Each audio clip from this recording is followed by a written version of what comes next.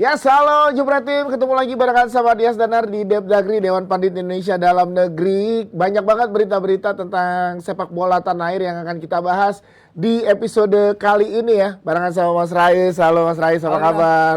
Dan juga abang gua yang biasa kita ketemu lewat virtual nih. Sekarang datang di sini Abang Davino. Idola. Gue dengerin podcast lu terus. Kapan kita bisa kesana? Enggak, gitu. lu tuh jarang-jarang, Vino tuh jarang-jarang hadir di studio lagi kalau pas gua. Karena pas gua dia selalu pengennya di Bali, di Vietnam. Waduh. BTW ini bos gua nih dulu. Iya. Lu ngomong kan abang gua, ini bos Iya. gua.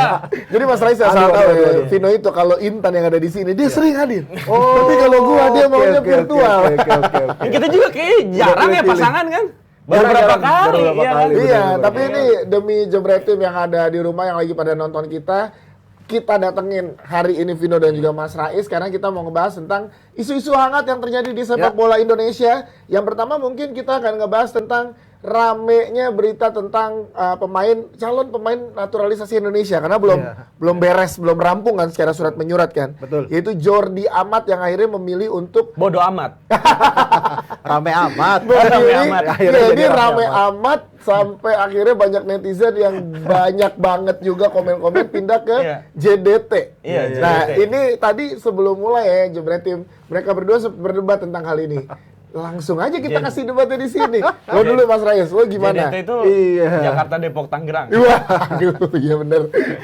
Kalau gue sini melihat dari banyak sisi ya, sebenarnya memang itu adalah hak dari pemain tentunya pastinya. Hak untuk memilih bahwa dia sebagai seorang profesional, klub yang menawarkan kepada dia, kalau misalkan itu dianggap dia sebagai yang terbaik, itu hak dia gitu, memilih JDT gitu. Cuma yang disayangkan memang ini yang disayangkan juga sama banyak orang gitu. Di tengah banyaknya tawaran dari banyaknya klub-klub mungkin ada dari Eropa gitu, ada mungkin dari klub Asia lainnya mungkin levelnya lebih tinggi dari Mas, kenapa dia pilih JDT gitu.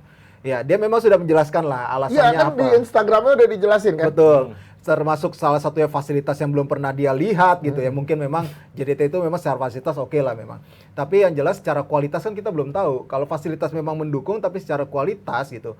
Kualitas liganya gitu. Apakah kompetitif gitu. Walaupun sekarang JDT juga tak bisa dinafikan ya. Salah satu tim yang berprestasi di Asia Tenggara, juara Piala AFC satu-satunya klub Asia Tenggara gitu. Kemudian Itu pun sekarang hoki. tapi sengaja juara dong. Tapi sengaja juara. Terus sekarang berada di babak 16 besar Liga Champions Asia gitu ya, tentunya ada pengalaman tersendiri. Tapi kan Liga Champions Asia itu kan mainnya kan cuma ya 2 pekan sekali kayak gitu, enggak seperti Liga level Champions kompetisi Eropa. ya enggak seperti level kompetisi juga gitu. Kalau misal dia main di Eropa kan pasti atmosfernya terus kualitas permainan yang dia dapatkan kan juga oke gitu. Sementara di Malaysia ini JDT jadi raja sendiri. Bayar Munchen-nya lah. Iya, Membuat iya. Malaysia jadi Farmers League ya. Iya. Nah, kalau lu gimana, Vin? Karena gini, kaitannya adalah yang gue lihat di masyarakat atau di netizen adalah selain kecewa dengan Jordi Amat yang pindah ke JDT, komentarnya adalah membatalkan naturalisasi. Iya. Nah, itu gimana menurut lo? Iya. Jadi kalau gue lihat di babakan media sosial kan, babakan media sosial netizen atau pecinta sepak bola Indonesia itu terbagi dua ya. Ada yang menyayangkan Jordi ke JDT, ada yang ya udah JDT kan tim bagus apa gini lah gitu kan, nggak apa-apa Jordi ke JDT. Tapi seolah-olah mereka yang kontra dengan kepindahan Jordi ke JDT itu disamakan dengan mereka yang menolak Naturalisasi. untuk membatalkan naturalisasi Jordi karena ini orang jangan-jangan gue memahami lah khawatiran mereka gitu. Apa sih khawatirannya? Khawatirannya salah satu yang gue baca ini mereka khawatir jangan-jangan nih cuma manfaatin paspor Indonesia doang buat slot ASEAN dan lain-lain gitu kan. Nah, kalau lu tanya gue pribadi, gue termasuk orang yang menyayangkan Jordi ke JDT gitu kan, dengan apapun alasan yang sudah dia posting di Instagram, gue termasuk orang yang menyayangkan lah, dan menurut gue alasannya nggak 100% acceptable gitu kan.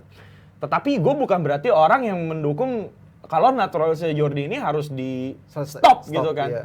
Karena terlepas gue termasuk orang yang menyayangkan Jordi ke JDT. JDT, tetapi gue termasuk orang yang mendukung penuh kalau Sintayong ini memang menginginkan Jordi Amat. Dan emang dibutuhkan menurut lo Jordi Amat ini di Indonesia di timnas gitu ya? Ya itu permintaan dari Sintayong, Sintayong, ya, itu secara permintaan dari permainan. Sintayong.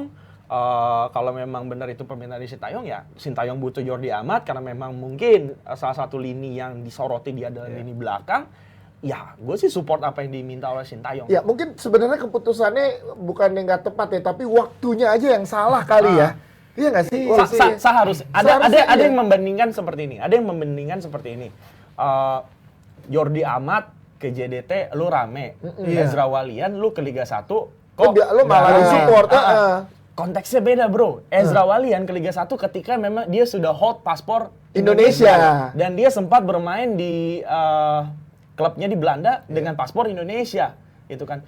Jordi Amat, dia ke Malaysia JDT, ketika proses naturalisasinya belum rampung. Sedang gitu berlangsung kan. malah ya. So, at least kalau gue jadi timnya Jordi Amat atau gue dalam manajemennya Jordi Amat, gue sedikit bersabar deh. Tunggu lu paspornya turun, lu coba karir 1 musim, 2 musim.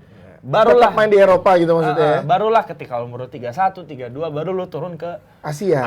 Oh, berarti gini dong Mas Aris, kalau tadi prosesnya belum rampung, berarti secara kewarganegaraan Jordi Amat masih warga negara bukan Indonesia dong? Bukan, masih Spanyol. Masih Spanyol dong? Statusnya masih Spanyol. Berarti bisa membantah netizen-netizen yang bilang kalau JDT memenuhi kuota Asia dong? Iya, karena memang. kan dia, iya kan? Dia memang Spanyol. itu juga kalau kita ngelihat pressconnya TMJ ya, gitu. Memang dia nggak pakai S ya? Iya, STMJ jadi.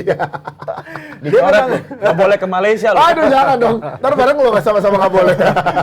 Tapi lo bilang Jakarta, Depok, Tangerang.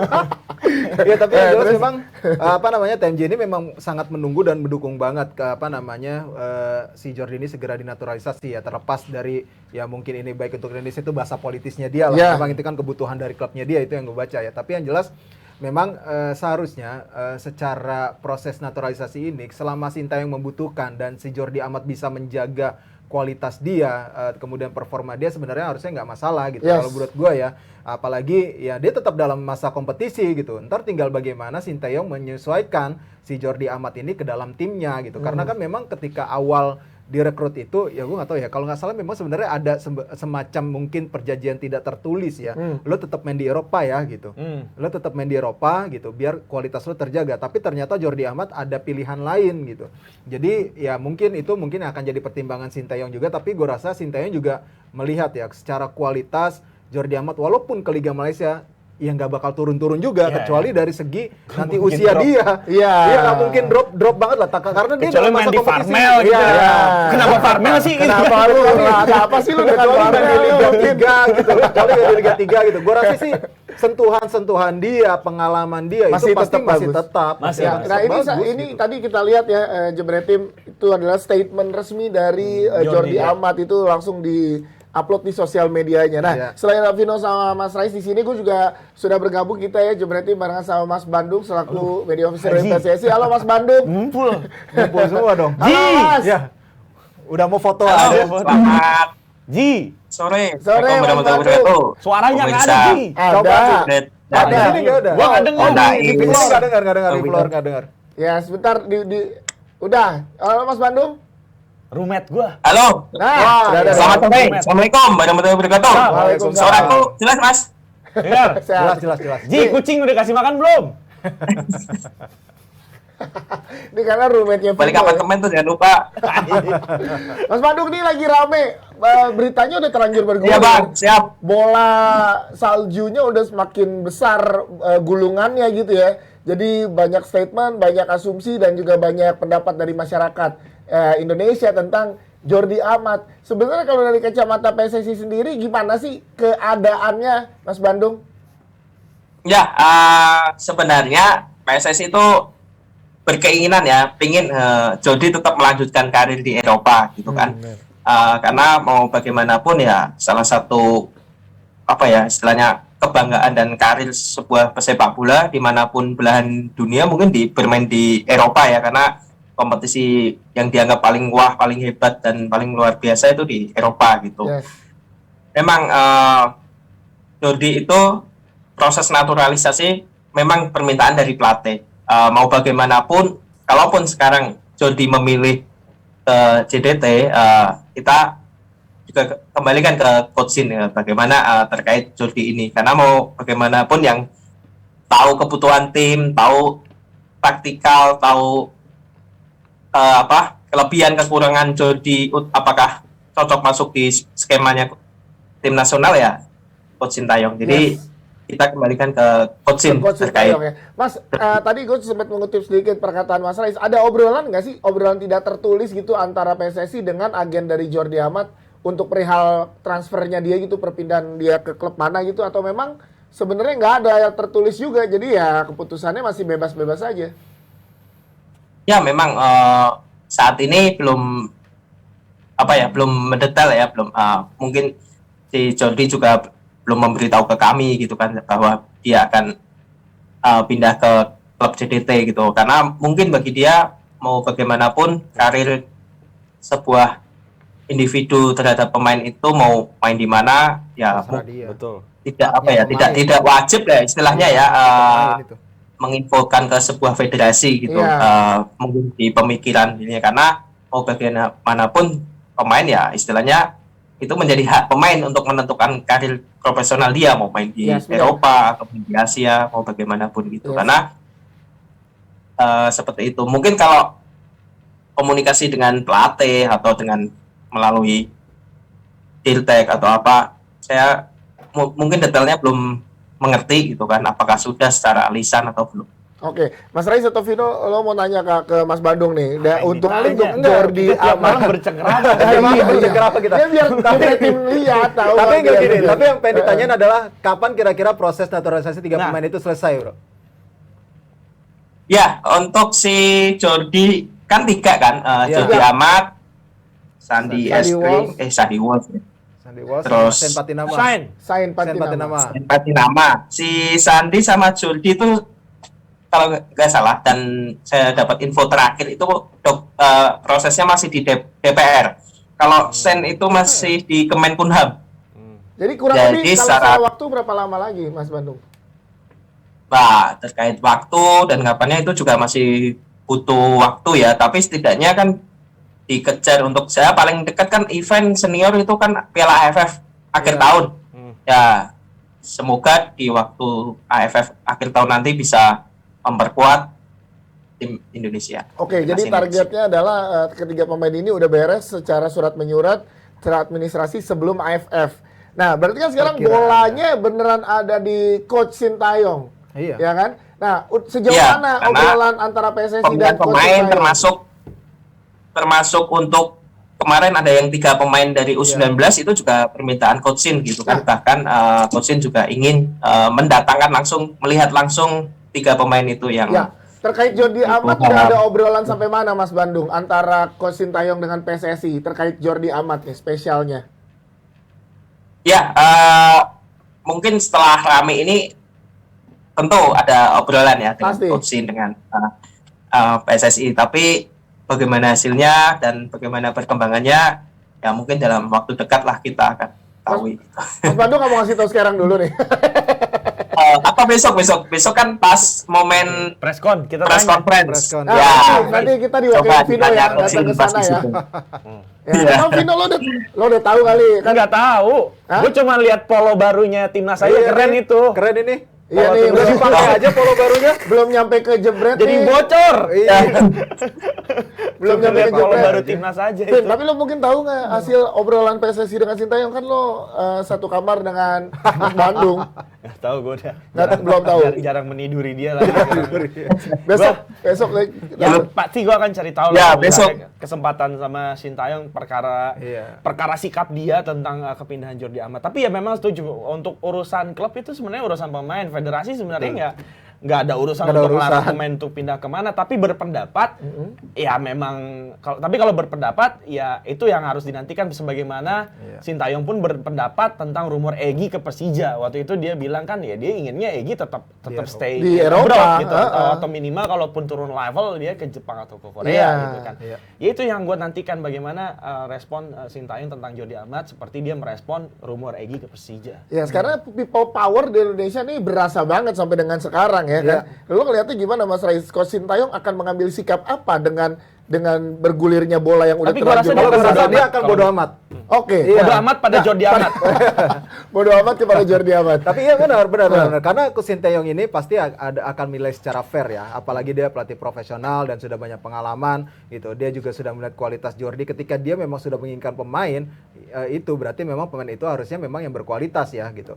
Jangan sampai ya karena kan di situ integritas dia juga dipertaruhkan ketika memilih para pemain naturalisasi ini karena kan sudah jelas diomongin sama PSSI pemain naturalisasi ini semuanya adalah rekomendasi dari SIN. Kalau kagak ada rekomendasi gak bakal ditindaklanjutin tuh sama Pak Hasani gitu. Ya Ibaratnya kan gitu ya. Berarti ini memang mempertaruhkan integritas dari Coach Sinteyong juga gitu. Pastinya dia juga sudah akan berbicara ataupun mungkin Jordi Amat sudah berbicara ataupun berkomunikasi dengan Coach Sinteyong gitu. Nah, tapi memang belum dibuka aja gitu. Tapi yang jelas mungkin juga Jordi Amat juga kaget ini sekarang ini. Dia merasa shock pasti. Kok sebegini Iya, hebohnya? sebegini hebohnya dan Iya, sebegini iya. apa ya namanya banyak resistensinya gitu. Iya. Nah, ini kan yang dikagetin sama dia gitu. Dan mungkin baru pertama kali gitu dia akan melihat kedahsyatan netizen Indonesia. Netizen Indonesia. Iya, tapi gue tambahin Sintayong mungkin agak menyayangkan ya JDT, tapi bukan berarti dia itu kayak karena lu ke JDT Iya, enggak. Nanti gue dia ini kayak pasti. ya lu kenapa ke JDT? Ibaratnya Ya, gitu lah kalau ya udah bahasa tapi gue tetap tongkrongannya. butuh lu gitu. Tapi Oke. lu bisa jadi JDT. Siap. Mas Bandung emang benar. Coach Sintayong menyayangkan. Ya ke JDT lagi. Tadi Vino bilang gitu soalnya. Gimana Mas Bandung? Coach Sintayong menyayangkan nggak Jordi Amat ke JDT? Ya, statement resminya kan belum Belum. kita ketahui, makanya besok. Oke. Dengan kejadian Jordi Amat ini ya, dengan kejadian Jordi Amat ini pindah ke Malaysia ke JDT, netizen luar biasa tanggapannya, entah ada yang positif, ada juga yang negatif, kontroversi lah ya. Apakah ada langkah dari PSSI untuk mengamankan dua pemain lainnya, yaitu Sandy Walsh dan juga Sain Patinama? Jadi ada nggak langkah-langkah dari PSSI untuk mungkin ada di klausul, ada di surat kontrak resmi kalau nggak boleh main di Asia atau gimana, ada nggak Mas so far dari PSSI melihat kejadian ini dialami sama Jordi Amat gitu? Sebenarnya kalau sampai dalam detail kontrak resmi ya, tidak boleh main di sini ini sebenarnya tidak mungkin ya gitu kan. Tapi memang usia Sandy Walsh usia Jordi Amat ini kan lebih dari Sandy Walsh dan Sen. Jadi setidaknya mungkin dia juga ada fase istilahnya sudah kenyang lah main di Eropa gitu kan. Nah, kalau si Sandy, si Sen ini kan mereka mungkin masih lama ya jenjang mereka berkarir di Eropa gitu kan, karena ya mereka masih usia emas 25, 26 kurang lebih dibanding dengan Jordi Amat. Dan Tapi memang secara tidak langsung pasti tawaran luar biasa dari JDT ini ya juga siapa sih pemain yang tidak tergiur gitu kan. Kita ketahui lah mungkin gaji dari fasilitas di JDT dan sekarang dia juga lolos 16 besar Liga Champions Asia lagi. Ya, gaji dan fasilitas juga pasti membuat ini ya. Kalau lo berdua mandangnya gimana? Jordi Amat pindah ke... enggak, gue pernah ngobrol sama dalam satu wawancara gue pernah ngobrol sama Hasani Abdul Ghani kan, sebagai task force-nya yang ngurusin beberapa pemain keturunan kita untuk menjadi WNI.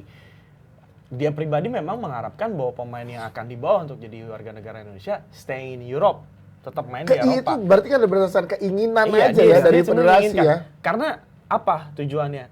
Supaya lu nih jadi magnet pemain-pemain keturunan lain yang ada di Eropa, supaya lu jadi ambasadornya Indonesia untuk liga-liga di Ada Eropa. di Eropa. Gitu. Jadi supaya nama Indonesia tuh tetap ada di Eropa dengan gua rasa Jordi Amat masih sanggup kok main di level Liga Eropa. level 2 level 1-nya Eropa sekelas Jordi Amat loh. Dan kemarin berita seorang Vietnam Quang Hai main di Liga 2-nya Prancis gitu. Iya. Terus kenapa seorang Jordi Amat justru malah mundur ke Malaysia? ke Padahal Malaysia ditawari gitu oleh kan. Panathinaikos ya, Liga Yunani ya. Iya kan, itu ditawarin juga. Iya, Sayang memang ada banget. kabar itu ya, benar. Emang yang kalau gue lihat emang di sini ya sudah jadi pilihannya Jordi Amat Iya, gitu. itu pilihan dia. Ya, gaji dan lain-lain juga Iya, harus. itu tinggal gimana nanti Jordi Amat bisa memaintain dirinya dia, bisa memberikan bukti gitu. Yang gue rasa sih nanti tinggal waktu yang menjawab sih, ibaratnya gitu. Tapi feeling lo berdua kalau dia bukan pindah ke JDT tapi ke salah satu klub di Indonesia akan sebesar ini nggak? Sama aja. Sama aja ya? Besarnya, sih, kayaknya sama aja. Bedanya kalau dipindah ke klub Indonesia, klub yang itu yang karena yang support. disayangkan itu Iya. bukan ke JDT, ya lebih dia nggak di Eropa lagi. Nggak di Eropa lagi. Iya.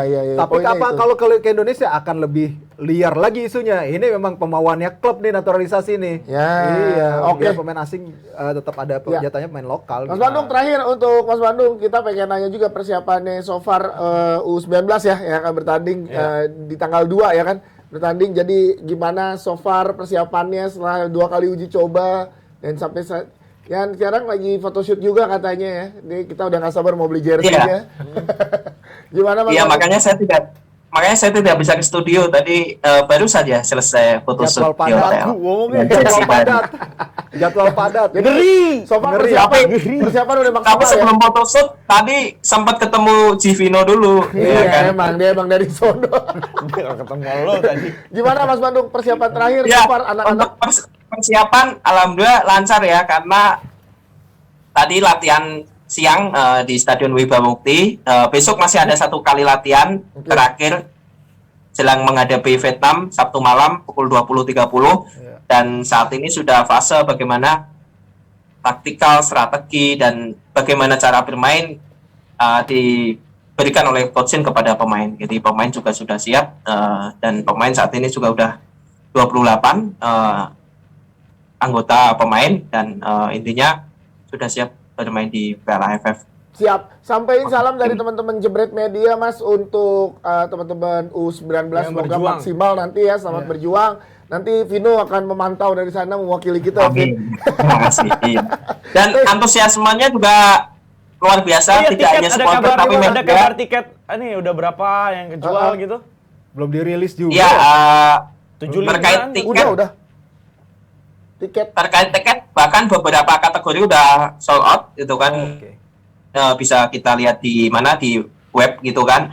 Memang kita tidak menjual secara full kapasitas stadion ya gitu. Kita lepas 15.000 gitu.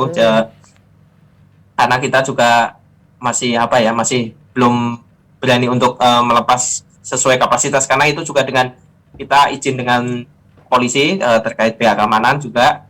Dan selain supporter, selain penonton, antusiasme tinggi juga media untuk meliput event ini gitu kan.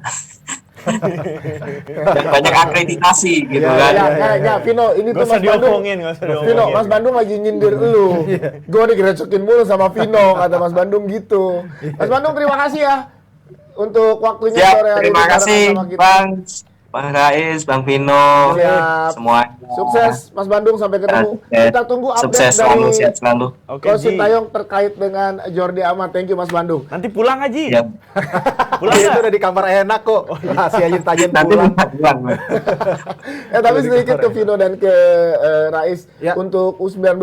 Lo melihatnya gimana kansnya U19 kita yang akan bermain? Mas Rais lo gimana? Kalau dilihat dari apa ya namanya di Toulon kemarin sebenarnya ada ya sebenarnya khasnya, tapi gue pengen ngelihat banget ini apa namanya permainan mereka lebih baik daripada di Toulon, karena kalau di Toulon itu mereka seperti latihan bertahan gitu, latihan bertahan kemudian melakukan counter attack cepat gitu.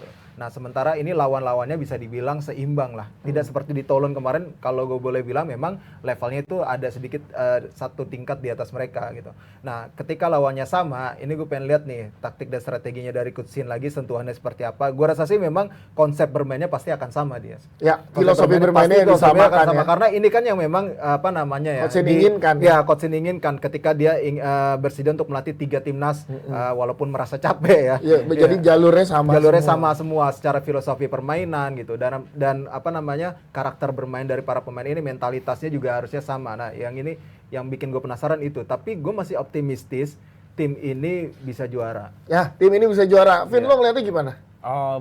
Ya kalau optimis juara pasti optimis Pasti juara. kita sebagai Tapi warga untuk, Indonesia. untuk level kelompok umur, Iya, untuk memang level sulit. kelompok umur, gue mau bilang kalau optimis juara karena satu lagi faktor tuan rumah juga. Betul. Terus ini adalah hajatan pertama timnas kita setelah COVID yang boleh didatangin penonton. Artinya ini supporter-supporter timnas yang rindu untuk nonton timnas pasti akan ngebludak banget. Pas lah momennya ya ini ya. Pas momennya ini bakal pecah banget sih setelah COVID, nggak boleh ada penonton. Akhirnya supporter timnas boleh ada penonton. Ini akan jadi motivasi besar juga buat pemain, buat anak-anak muda ditonton ribuan 15.000 orang loh, 15.000 iya. ini. Cuma di kita doang itu Di kayak kita gitu. doang, Iya, Negara lain U19 enggak. ditonton 15.000 Iya, orang. 15.000 orang nih pasti pride juga anak-anak. Yes. Itu gua ngelihat optimis juaranya di situ. Tetapi perlu diingat untuk level U19 kan sebenarnya banyak yang bilang ya, para master-master yang udah ngerti tentang ilmu kepelatihan bahwa level U19 kan sebenarnya lu bukan nyari juara. Bukan nyari juara. Iya. Cari gimana lu form membentuk tim ini, pengalaman tim ini untuk ke Timnas tahap-tahap senior. berikutnya.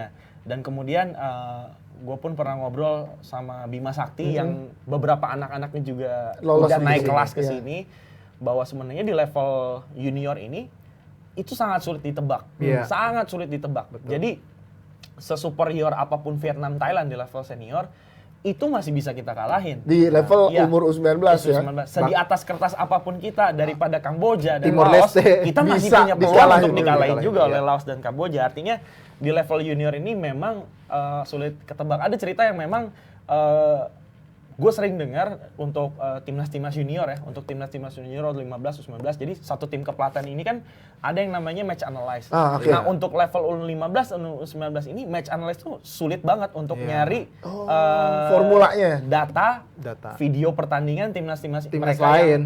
ya timnas lain yang mereka miliki. Mungkin mereka bisa dapat tapi hanya 1, 2 apa. Jadi match Memang susah ditebak gitu ya. Iya, match analyze di U19 dan U16 ini sangat-sangat challenging banget untuk menganalisis permainan lawan. Ya, ya, Dan itu jadi- kenapa kemungkinan besar saling mengalahkan walaupun di atas kertas tim ini kayaknya menang, tim ini kayak kalah, itu sulit banget. Dan mungkin semua bisa terjadi. Makanya semoga 15.000 orang ini menjadi motivasi untuk Iya. anak-anak U19 ini. Bukan menjadi pressure. Iya. Karena bisa jadi dua tuh. Bisa jadi motivasi, dilihat, ditonton seluruh Indonesia. Langsung lagi jadi tuan rumah. Atau menjadi pressure. Karena waduh ditonton banyak orang, harapannya gimana. Tapi kita berdoa yang terbaik ya untuk tim U19 Indonesia. Kita bergeser ke yang lagi rame juga dari kemarin, bergulir terus ya. Kayaknya gue dari minggu lalu sempat ngebahas juga deh di Depdagri juga tentang fun footballnya Trofeo Ronaldinho. Ada satu pernyataan akhirnya keluar statement resmi dari official sosial medianya Persik Kediri kalau akan mengembalikan trofi Trofeo Ronaldinho. Gol apa yang paling bagus? Gol itulah. Gitu. Gol itulah, ya gol itulah ya Vino ya. Bagaimana kalau kita langsung bahas aja ya tentang ini gue nggak tahu. Jadi kan gini, mungkin buat Jebretim sedikit kita rangkum ya. Permainan yang diimpikan sama Raffi Ahmad dan juga Rudi Salim sebagai yang membawa Ronaldinho dari Rans Nusantara menginginkan fun football. Terus akhirnya ada statement dari chairman-nya Rans Nusantara yaitu Rudi Salim. Iya. Ya kalau ada peribahasa yang menyebutkan di sana mainnya adu kungfu gitu apa segala macam. Akhirnya mungkin baper atau tersinggung. Iya. Jadi nggak fun ya? Nah, ini nggak fun ternyata bukan di permainan doang nih. Ternyata di sosmed, in real life nyatanya juga ternyata nggak fun. Jadi nggak fun ya? Lo berdua melihat fenomena ini gimana sih? Kalau gue sih ngeliatnya ini memang salah tempat Ronaldinho dimainkan dengan klub yang sedang bersiap untuk pramusim gitu. Pemain-pemain ini dalam masa lagi ganas-ganasnya nih. Pengen Lagi masa nunjukin. pengen memanaskan mesin gitu. Iya. Walaupun dibilangin fun football, ibaratnya mainnya santai aja, tapi kenceng banget kemarin pas gue nonton beneran. Oke, iya itu udah terjadi lah. Udah terjadi, panasnya. benar, udah terjadi gitu. Tapi yang jelas apa ya namanya ya memang tidak sesuai harapan. Ronaldinho juga tidak kelihatan skillnya gitu karena jarang dapat bola. Ya gue nggak tahu ya ibaratnya instruksi untuk dari timnya itu apakah juga show off juga atau ngoper terus ke Ronaldinho biar beraksi gitu. Tapi yang jelas secara permainan kemarin ya kita nggak nemuin itu yang namanya fun Ya, football. tapi Persik Kediri mengembalikan piala karena obrolan atau dari Ya. dari preskon tuh Ya, gimana? kalau lo ngeliatnya? gue ngeliat gini ya, secara statistik itu benar apa yang diomongin sama apa namanya Persik Persik Kediri, Kediri. iya. Itu benar gitu. Tidak ada Secara kartu statistik, kuning, tidak ada kartu kuning merah. dan memang kalau gue lihat ya sebenarnya kencang gitu Persik Kediri. Bahkan ada momen Rohit Chan sebenarnya itu bisa ngambil Ronaldinho. Ya yang dia mau Deket ngoper. banget dia mau ngoper. Ya, Akhirnya di depan. itu kalau di liga pasti itu udah dihajar disikat. sama Rohit Chan, udah disikat. Tapi ini karena mungkin Rohit Chan sudah tahu dan sudah batasnya sudah tahu lah dia ini hanya sekedar Kasih lah gitu ya. kasih lah gitu Ronaldinho untuk unjukin skillnya, makanya nggak diambil gitu. Sebenarnya gue ngeliat juga Persik Kediri juga udah menjaga itu gitu. Cuma memang mainnya kemarin kenceng Iya. memang kenceng aja. Tapi fun football kita emang bukan gitu. Vin, lo ngeliatnya gimana Vin? Pengembalian piala ini tuh tepat nggak atau harusnya ini ya udah ini kan udah terjadi gitu. Ya, Sebenarnya harusnya nggak dia suka-suka aja dia sih, sih, harusnya itu kan nggak gitu juga ya. Bukan piala resmi ini Iya. ya, itu suka-suka dia itu mungkin tuh bentuk kecewaan dia Iya, karena betul. dikatain Disindir lu kok lah. bilang gua kungfu padahal gua enggak, terus gue cukup apa ya, cukup mungkin yang gue pahamin dari pihak Persik Kedirinya, Persik Kediri cukup kecewa juga atas statementnya yang Kok kayak kita yang disalahin sih gitu ya? Ya udahlah, gue udah malas nih gue kasih pialanya. Itu ya dia aja bilang itu piala Ciki kan. Iya. Ini gue belikin Ciki lu gitu kan. Terus gue belikin Ciki lu ya. Kalau gue lihat itu apa ya? Ya terserah Persik Kediri dan biasa aja gitu. Biasa aja, dan harusnya ini nggak usah dibesar-besarkan lah ya. Dari statement Persik Kediri tuh yang disindir awalnya lu harusnya main fun, kok nggak fun. Dengan keluarnya statement Persik Kediri malah jadi nggak fun, tambah nggak fun. Iya, dengan kasus ini malah jadi hubungan antar klubnya jadi malah nggak enak loh. Padahal temen nongkrong itu. Iya. Coba kita tanya asisten pelatih dari Rans Nusantara yang udah bergabung sama kita, ada Bang Bes. Halo, selamat sore Bang Bes. Bang Bes. Halo Dias, apa kabar? Baik, sehat Bang Bes. Lagi nonton ke bioskop, kita ganggu waktunya sebentar ya Bang Bes ya. Iya, lagi di bioskop. Bang Bes, lo sebagai orang dalamnya Rans Nusantara, ngelihat pertandingan kemarin Ronaldinho nggak fun, terus akhirnya bolanya sampai sekarang kabarnya juga sampai sekarang malah mengembalikan piala nih Persik Kediri. Sebenarnya yang terjadi di dalam seperti apa Bang Bes? Pengen tahu dong jebret tim. Oke, kita waktu itu ketika persiapan melawan Persik Kediri adalah kita kondisinya sedang sisa satu pertandingan di Piala Presiden. Iya. Terus kita juga punya pemain cukup banyak, jadi akhirnya kita memutuskan untuk fokus di Piala Presiden dan memainkan akhirnya pemain-pemain yang menit bermainnya kurang ketika melawan Persik. Dan memang salah satu strategi kita pada pertandingan itu adalah memberikan bola sebanyak-banyaknya kepada Ronaldinho. Dan ketika pertandingan dimulai memang kita agak kesulitan untuk menemukan Ronaldinho sendiri di pertandingan itu karena sulit, karena ditekan, karena di pressure, jadi sulit untuk keluar dari area sendiri. Jadi ketika kita ditekan di area sendiri, akhirnya pilihannya adalah melakukan long ball ke depan. Dan memang tidak efektif karena kan memang Ronaldinho sudah tidak muda lagi, jadi tidak bisa duel. Jadi mungkin sekitar 10 menit pertama sulit untuk memberikan bola kepada Ronaldinho. Tetapi menurut saya itu biasalah terjadi dalam pertandingan.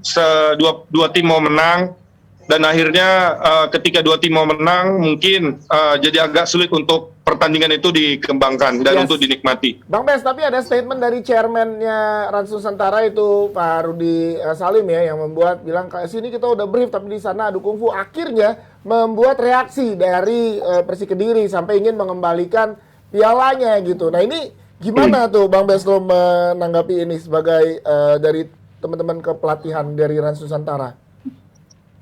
Nah, kalau kita santai aja sebenarnya karena sejak awal bermain dengan Ronaldinho adalah sebuah privilege buat kita, buat semua tim, 3 tim yang ada di trofeo itu sebuah privilege sendiri, bisa ketemu Ronaldinho, bisa ketemu dia, bisa main sama dia, itu sebuah privilege.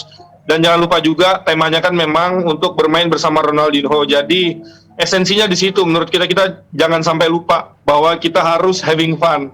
Ketika kita bermain dengan Ronaldinho, menikmati ketika dia ada di tim kita, menikmati ketika dia foto sama kita, menurut saya itu yang paling penting yang nggak boleh kita lupa. Yes, Bang Bes, ada footage Ronaldinho tampak cemberut di lorong, nggak mau main lagi di pertandingan berikutnya.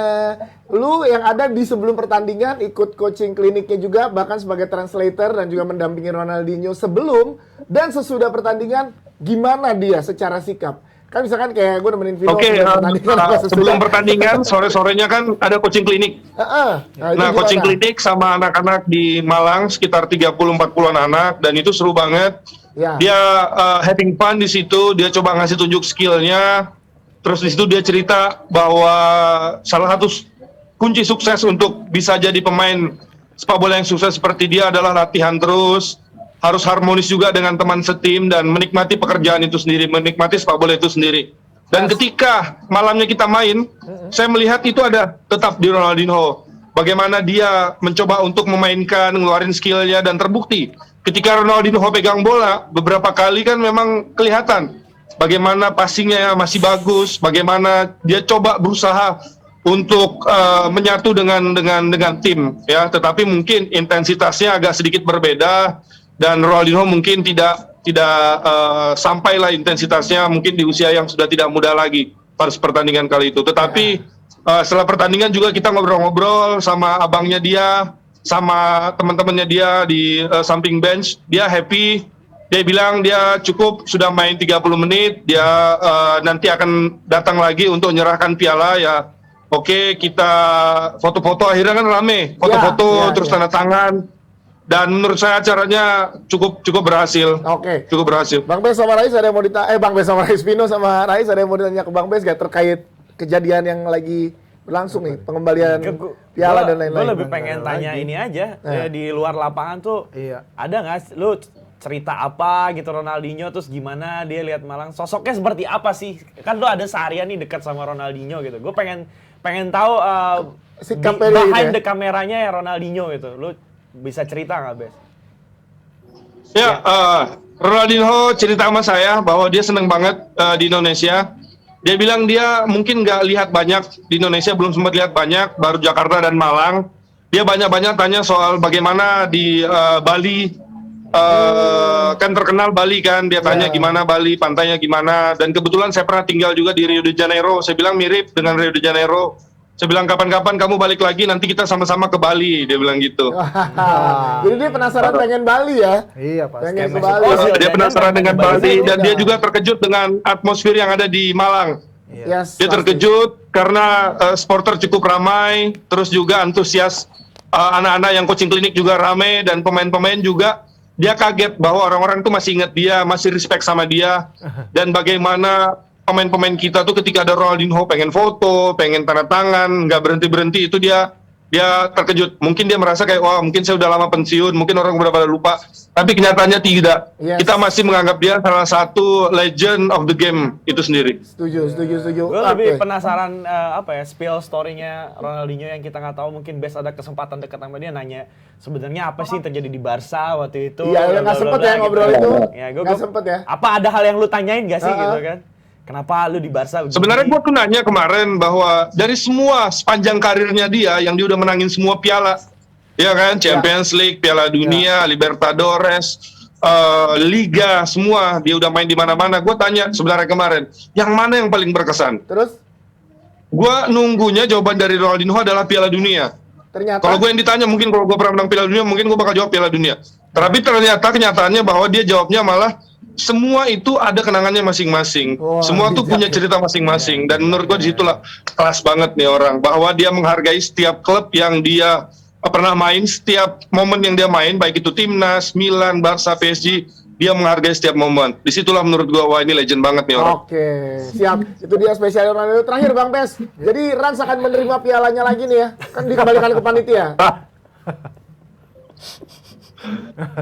Yang pasti gue balik ke mes, gue bakal pajang jersinya Ronaldinho, udah gue bingkai, itu bakal jadi kenangan kita. Selebihnya itu cukup cukup jadi cerita kita aja. Siap, siap. Bang Bes, thank you, selamat melanjutkan nontonnya. Diganggu sebentar untuk Jebretin, terima kasih, sukses terus Bang Bes. Yes, kenapa Vin? Dia bilang mendapatkan semua trofi, UEFA Champions League, La Liga, Piala Dunia. Ada satu trofi yang dia nggak bisa dapat. Apa itu? Trofi Ronaldinho itu sendiri. Iya, trofeonya sendiri itu dia tidak dapat ya. Dia memberikan ke orang ya. Iya benar. Dia yang memberikan. Dia memberikan. Trofi nama gue. Tapi jadi ini jadi pelajaran juga berarti untuk mungkin nanti penyelenggara yang membawa lagi legend-legend untuk fan football, konsepnya mungkin akan mending main sama kita aja ya. Nah, bisa jadi. Benar. Iya, sama Popon lebih lucu. Tapi kemarin tadi Samsiralam gue kira kemarin nendang untuk Selebritis FC itu. Itu gue kira. Lah, ternyata dia kan emang di Rans ya sekarang. Oke. Main sama Celebrity FC. Betul, makanya. Atau sama yang di Karawaci gitu kan. Itu lebih kelihatan Ronaldinho. Sama legend-legend lah yang kayak mungkin dikumpulin lagi ya. Kumpulin itu kan. Baik, oke, kita tinggalkan trofi Ronaldinho-nya, kita ke Bali United yang menang full team. Wow, selamat full team lagi full time. Oh, berapa? 1-0. 1-0. Jajang Mulyana, pemain yang baru didatangkan oleh Bali United di musim ini. Oke, lo melihatnya berarti gimana Bali United setelah kemarin sempat lawan Visaka kalah gitu ya, dan sekarang akhirnya menang lagi. Harus nunggu match lain juga ya. Iya, tergantung match lain kan. Gimana Mas Rais, lo komentar nih, kemenangan ini tetap ada harapan dong untuk Bali? Iya, oke lah, ada harapan, tapi memang jauh dari ekspektasi ya. Jauh dari ekspektasi sebenarnya apa yang terjadi dalam performanya Bali United gitu.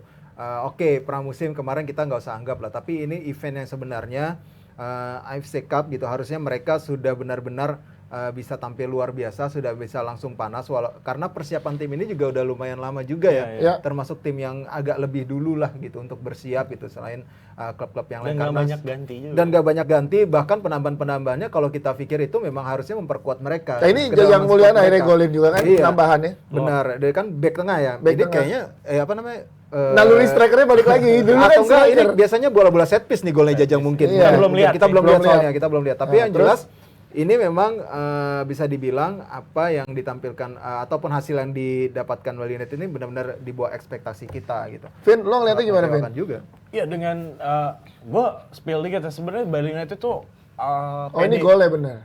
Sundulan ya. Terus Vin? Ya Bali United tuh cukup pede ya, cukup percaya diri kalau dia bisa melewati fase ini dengan mulus. Karena waktu gue di Vietnam, gue sempat ditelepon sama sama salah satu orang di Bali United. Dia bilang kayak, gue minta kontak orang yang punya akses ke lapangan latihan. Berarti dia dengan percaya dirinya kalau dia bisa lolos mungkin akan main ngelawan di Vietnam. Yang hitung-hitungannya dia ngelawan Vietel ya. Vietel. Kan. Ternyata kemarin kalah sama Visaka itu, kalah sama Visaka. 5-2 lagi, cukup kaget. Alasannya tuh kecapean fisik. Iya. Nggak make sense. Kalau menurut gue semua sebagus-bagusnya tim, gue lebih percaya sebagus-bagusnya tim punya bad day-nya lah. Dan bad day ya, betul. Dan kayaknya Bali United kebagian bad day-nya itu pas kemarin benar. Gue pun jujur pikir Bali United di atas kertas ya menang. lawan Visaka itu. Ternyata mungkin itu lagi bad luck-nya, lagi bad day-nya Bali United. Berarti kalau kita ngobrol, gue lihat hitung-hitungannya, iya masih tergantung sama pertandingan lain dan ada kemungkinan ketemu PSM juga loh.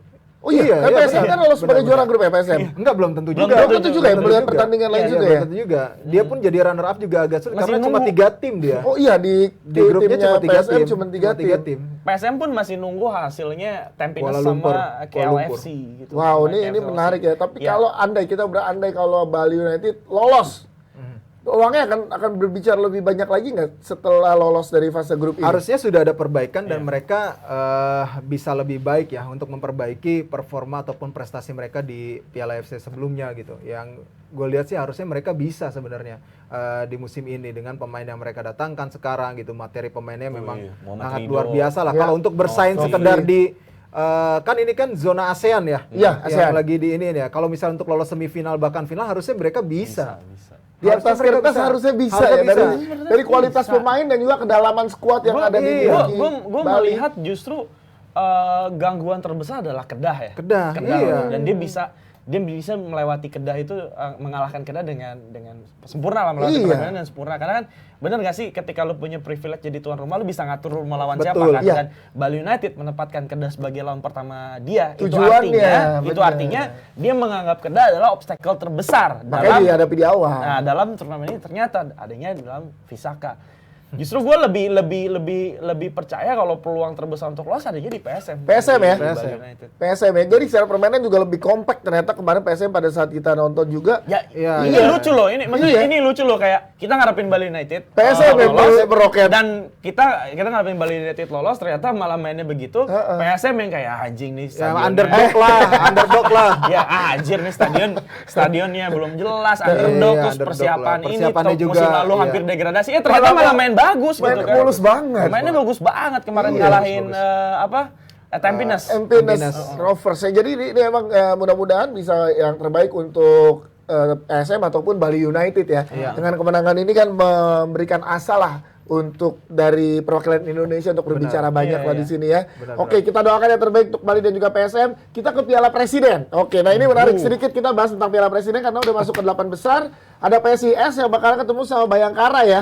Yes, nah ini gue di situ dulu deh, PSIS Semarang yang langsung nyetel Marukawa dan juga Fortesnya lawan Bayangkara juga yang emang kuat dari musim lalu.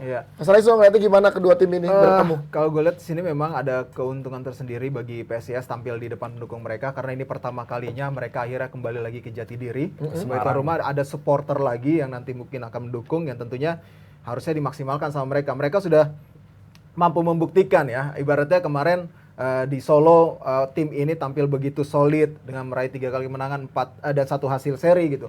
Yang jelas kalau gue lihat di sini PSIS agak sedikit mungkin diuntungkan, tapi Bayangkara FC ini adalah tim yang begitu solid. Betul. Mereka sudah teruji lawan tim yang di grup neraka itu.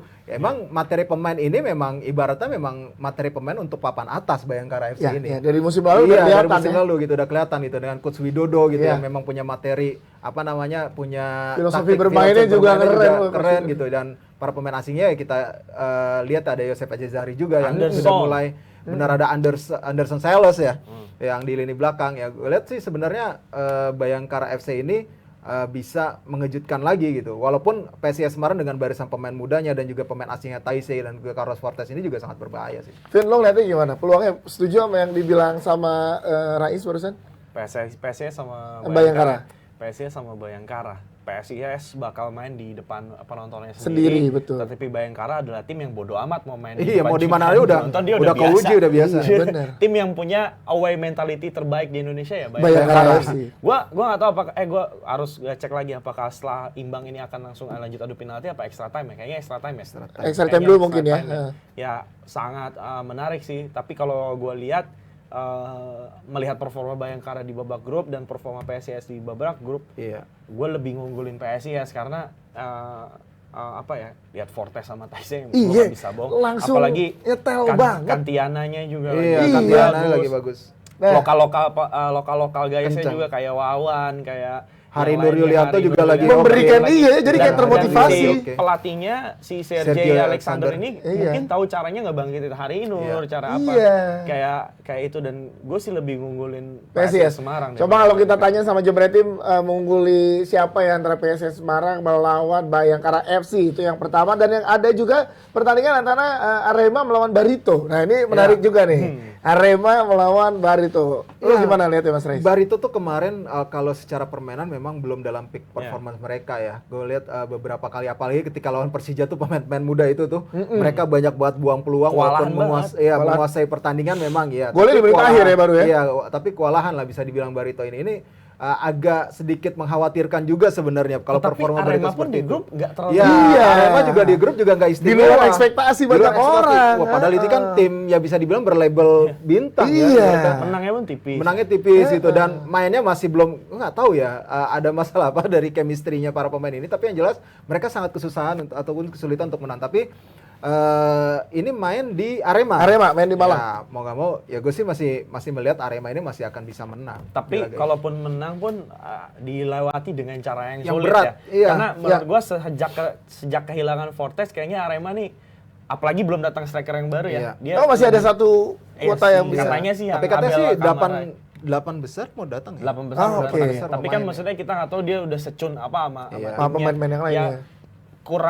Kurang struknya performa Arema di grup itu kan lebih, dia baru kehilangan Carlos Fortes sebagai goal getter dia, dan gue pernah ngitungin di paruh kedua memang Arema tuh tim yang menangnya 1-0, 2-1, tapi menang, dan yang golin tuh Fortes kebanyakan. Dan Fortesnya nggak ada sekarang. Nah itu kejadian apa yang dikhawatirkan. Oke, itu menarik ya. Jadi, dan kemudian ada pertandingan PSS Sleman melawan Persib Bandung. Wah. Nah, ini menarik nih. Kedua tim bermain cukup impresif di babak-babak penyisihan. Lo lihatnya gimana Mas Rais? Kalau PSS Sleman ini materi pemainnya kan bisa dibilang hampir lumayan baru ya. Banyak sekali perubahan, Coach Seto juga lagi meracik lagi gitu. Tapi beberapa pemain asingnya juga sudah mulai menunjukkan performa yang oke gitu kemarin ketika main di Solo. Ya. Tapi Persib ini ya tetaplah Persib gitu. Mereka main di kandang sendiri tapi tanpa penonton. Ya ini sebenarnya kerugian ya bagi Persib dengan insiden yang sudah terjadi ya di Piala Presiden, di awal Piala Presiden. Tapi yang jelas Persib tetap punya kedalaman skuad yang lebih bagus sih kalau gue lihatnya gitu. Walaupun tanpa meremehkan PSS Sleman, gue rasa Persib masih bisa lolos dari fase ini. Tapi jangan lupa Persib tuh pasti nggak main tanpa Ciro sama Bonef. Daban gue dapat kabar juga David da Silva nggak akan turun. Ciro cedera tangan ya lengan ya? Cedera tangan. David da Silva katanya tabel terakhir nggak akan turun juga kan, apa sih, akumulasi ya. Terus Nick, jadi emang akan tampil tanpa sejumlah pemain pilar pentingnya gitu, Persib sendiri. Tetapi itu dia yang kata Bang Rais bilang, memang ketebalan skuad Persib ini nggak perlu dikhawatirkan lagi ketika memang dia nggak ada Ciro, dia nggak ada David da Silva, dia bisa geser Ezra ke depan, dia masih punya Freds Butuan, masih bisa taruh Erwin masih super sub di situ kan. Terus apalagi Daisuke Sato udah datang. Daisuke Sato udah datang ya satu ya. Ada Febri di kiri. Di kiri. Beckham juga masih oke. Beckham masih oke. Rahmat Irianto dan Ricky Kambuaya sudah ada, gitu. benar. Jadi memang Ciro, Aik Bonevo dan kabarnya David da Silva nggak main, tapi pemain lain udah yang datang, Irianto udah datang, Kambuaya sudah datang. datang. Mungkin tinggal di depan yang kehilangan Ciro sama David da Silva bisa diotak-atik, tinggal masukin Freds Butuan atau Febri atau Erwin atau si Ezra Wali. Oke, terakhir untuk Borneo melawan PSM Makassar, apakah ini menguntungkan untuk Borneo ya? Karena PSM yang tadi kita bahas pasti lebih ngebela AFC-nya gitu. Ya itu kan pertandingan lain gitu. Iya, tapi memang secara mental ataupun kondisi fisik harusnya Borneo lebih diuntungkan ya, karena mereka masa jeda istirahatnya lebih panjang. Tapi bisa juga malah justru Borneo ini bisa kehilangan juga sentuhan. Karena terlalu lama. Iya, agak jedanya ya walaupun nggak panjang-panjang amat tapi kan PSM ini masih terus panas nih ibaratnya, terus main di fase menghadapi Borneo FC gitu, yang jelas notabene menjadi tuan rumah, ya pastinya Borneo punya semangat tersendiri. Dan impresif banget lihat Lili Pali juga oke. Lili Pali memang oke gitu. Beberapa pemain dia termasuk Matius Pato ya. Matius Pato juga oke gitu di lini depan. Terence Puri juga punya kecepatan yang bagus banget, yang kadang-kadang memang dijadiin super sub gitu, memang settingannya dari coach, dan yang gue lihat Borneo masih bisa untuk bisa lolos. Menurut lo ada bisa kejutan nggak PSM capek juga ya, dari Kuala Lumpur dia ke Jakarta, terus dia harus ke Samarinda. Dia move-nya tuh dalam 1 bulan kemana-mana gitu kan si PSM sendiri gitu. Apalagi kalau misalnya dari dapat kabar gembira dia dipastikan lolos ke fase berikutnya, dia harus mensiasatnya gimana agar seenggaknya pemain gue nggak cedera gitu kan. Pemain gue nggak cedera. Ya balik lagi intinya ini cuman pramusim. PSM yang masih aktif punya peluang untuk lolos di AFC Cup yang lebih prestis. Seharus gue ngelihat sih kayaknya PSM tetap respect pada turnamen ini. Tapi gue lihat kayaknya PSM lebih berhati-hati, tidak akan terlalu ngotot ya untuk melawan Borneo dan untuk menangkan Piala Presiden ini ya. Jadi ini menarik, silakan Jebretin berkomentar juga ya di kita, siapa kira-kira yang akan lolos ke babak semifinal. Kalau tadi gue rangkum dari Vino dan Mas Rais adalah PSIS. Kemudian Arema. Ya kan? Persib. Kemudian Persib Bandung dan juga Borneo. Ya sepakat ya tadi di situ ya. Berarti nanti bagannya Persib Borneo. Arema PSIS. Nah, ini makin menarik ya. Kita tidak menyangka Piala Presiden ya memang semenarik ini. Jadi thank you sekali lagi untuk Vino dan juga Mas Rais. Thank you banget. Vin, besok update kita bagaimana Coach Sintayong tadi. Ya kan? Update-nya tadi. Padat ini. Tanggal 2 FF. Tanggal 3 Valen lawan Vindes. Iya, jangan lupa tuh dukung juga Vindes. Tepok Bulu. Jebret lawan Vindes, dan juga buat kalau yang nggak kebagian datang, kita bisa support lewat nonton di YouTube-nya aja ya. Dan kita support Anya Geraldine dan juga Raisa. Lo Anya apa Raisa? Kan dia temenan. Enggak maksud. Double. Iya. Sebelah sananya Esti sama Erika ya. Iya. Gue sih sama orang Bogor. Oh iya benar. Ya, ada ini juga Coach Justin nanti yang akan menjadi komentator bareng sama Taufik Hidayat ya. Dan ada Nesta juga. Dan gue ketawa ya dengan Coach Justin. Coach Justin komentator sama Taufik Hidayat gitu. Yang satu nonton bulu tangkis, yang satu ngomong bola aja terus. Ini beneran, Brar? Beneran. Oh iya. Udah dirilis. Temen saya juga main ya, Randika Jamil ya, stand up comedy.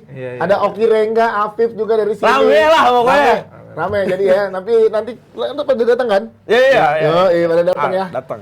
Ya, dan ini juga banyak yang nanyain juga nih pelatih CEO kita nih. Ini temen SD gua loh. Serius? Oh, ya? Ini kakak kelas gua SD. Di Bogor ya, bener ya? Bener. Agripina. Iya, dan prestasinya segudang. Kurang ini CV-nya masukin SD gitu. SD sekelas sama Vino gitu ya. Dan ini juga Coach Andre ya. Ini pelatih juga nih. Kita lihat di sini. Lihat juga prestasi karir melatihnya juga luar biasa. Udah nggak Indonesia. Iya, luar negeri ya. Mainnya udah keluar negeri gitu. Jadi memang CEO kita punya misi serius lah. Kemarin udah dijelasin juga di PBI. Nah, minggu depan gua akan jelasin lagi di PBI kalau di calling. Kalau dia calling lagi. Soalnya gue tuh udah badminton juga banget, Vin. Wih, badminton lover. Badminton lover ya. Kalau bukan badminton, apalagi nyumbangin emas di Olimpiade. Iya, makanya jelas. Oh, paling angkat besi lah. Bisa.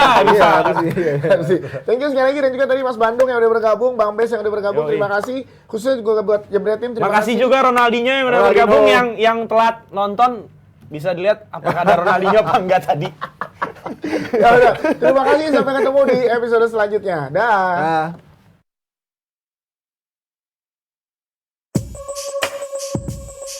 Vincent, yo, kalah itu sakit, men. Lo udah siap tanding lawan gue? Let's go. Sudah surat tantangan, lo terima tantangan. Turun ke lapangan, adu ayunan tangan. Kita tanding bulu tangkis, gue jamin lo nangis. Punya skill sama kumis, kok sama-sama tipis. Lo dipuja-puja subscribers berjuta-juta. Gue dihina-hina netizen sejagat raya. Tapi Valen gak takut sama Vincent. Pasti migrain lawan gue punya defense. Smash 100 belum tentu tembus. Gue yakin juara biar belum kurus. Gak perlu kursus, gue raja badminton. Kalau itu sakit lawan lo badminton. Lawan lo bulu tangkis, gue yakin winning easy. Tanding di lapangan hijau, gue gak takut kompetisi. Maju ke meja hijau, awas bisa gue somasi. Kita buktikan nanti, see you tanggal 3 Juli. Lawan lo bulu tangkis, gue yakin winning easy. Tanding di lapangan hijau, gue gak takut kompetisi. Maju ke meja hijau, awas bisa gue somasi. Kita buktikan nanti, see you tanggal 3 Juli. Lawan pelatihnya aja gue lawan, apalagi lu. Iya lu